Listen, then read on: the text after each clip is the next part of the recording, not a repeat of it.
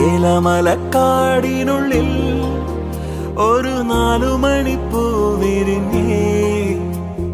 4 മണിപ്പൂ അരികിൽ തേൻ തുമ്പികളും കൂട്ടിരുന്നേ. തെന്നലുടയാടതന്നേ മണിച്ചിന്തുമൊഴിയോതി വന്നേ. മെല്ലെ അതു നാടറിഞ്ഞേ, വാനം ദൂരെ അതു കണ്ടുണർന്നേ.